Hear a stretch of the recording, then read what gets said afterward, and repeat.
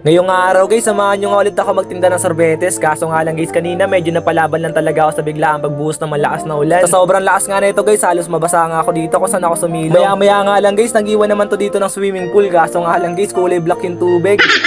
Pero by the way guys, sa mga hindi pa nakakilala sa akin guys, ako nga pala muna si Rodel, mahirap lang pero may pangarap.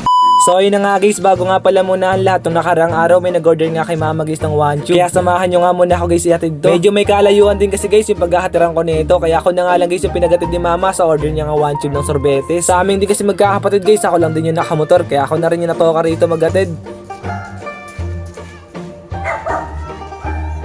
Dito na nga lang pala nila guys pinalagay sa akin sa tapat ng gate nila. Maya rin daw kasi guys may kukuha na nito para dalhin sa event. Naghintay nga lang ako dito guys ng mga ilang minuto, tapos maya nga lang din guys binayaran na nila ako dito. After nga nito guys, agad-agad na nga akong bumalik sa bahay para makapagtinda pa nga ng sorbetes. 3 araw na nga guys nang nakalipas simula nga nung nagatid tayo ng order. Nakapaubos naman tayo ng sorbetes kaya nabili na nga ako dito guys ng gatanang nyo. Wala namang masyadong ibang nangyari guys, bumili nga lang ako ng mga ingredients sa paggawa ko nga ng sorbetes. Kaya hindi ko na nga sa inyo guys na ipakita yung buong kaganapan nga sa palengke kahapon. Sa mga oras nga na to guys, naglalagay na nga pala ako dito ng flavor. Nasa huling batch na nga rin pala ako guys ng paggawa ko ng sorbetes. Hindi ko na nga sa inyo guys pinakita kung paano ko nga ba ito ginagawa. Nakagawa na kasi tayo dito guys ng video kung paano ko nga ba ginagawa yung sorbetes. Kaya guys, kung gusto nyo nga rin malaman kung paano nga ba gawin tong sorbetes, hanapin nyo nga lang guys sa mga nakaraang vlog ko. Sinaglit ko na nga lang pala guys yung pag-mekos ko dito kasi kakamada ko pa nga guys yung mga apa na gagamitin ko mamaya. Natapos ko na nga pala guys si kamada dito yung mga apa na gagamitin ko nga guys mamaya sa pagtitinda ng sorbetes. Kung nabili nga kayo sa akin guys ng sorbetes, alam nyo na nga guys yung mga presyo ng apa na yan. Napansin ko na nga rin pala dito guys yung panahon, nakakaiba na talaga. Paano ba naman kasi dito sa kabila mainit tapos sa kabila makulimlim. Hinatid ko na nga pala muna si mama dito guys kung saan nga siya pumupesto para magtinda ng sorbetes. At big shoutout nga pala muna sa mga nakakilala sa akin dito mga estudyante.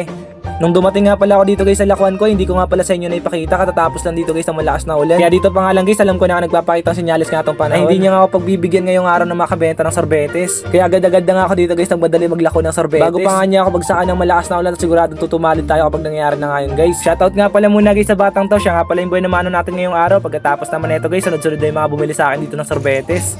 Shoutout, Tawid Sapados. Siyempre, shoutout nga pala muna doon sa kabrad ko na nagmula nga dito sa Tawid Sapados, capital sa Utol. Pagkatapos ko nga doon guys magtinda, ito naman sila ate sa muna na bumili sa akin. Bumili nga pala sa akin dito sa ate guys ng 4 na pirasong tagi 15 pesos. Kaya guys, naka 60 pesos nga kagad ako dito. Pagkatapos nga pala guys ng mga ilang oras nga na paglalako ko ng sorbetes, eto na nga guys, dumating na nga yung pinakaayo kong dumating. Bigla na nga guys umulan dito ng sobrang lakas. Kaya sumilong na nga lang muna ako dito, nagbabaka sakaling tumigil to kagad. Kaso nga lang guys, sobrang mabagsik talaga yung ulan ngayon, halos mabasa nga ako dito sa sinusulungan ko. Kaya guys, after nga na pag-aantay ko ng 1 oras na tumila to, basang-basa na talaga ako.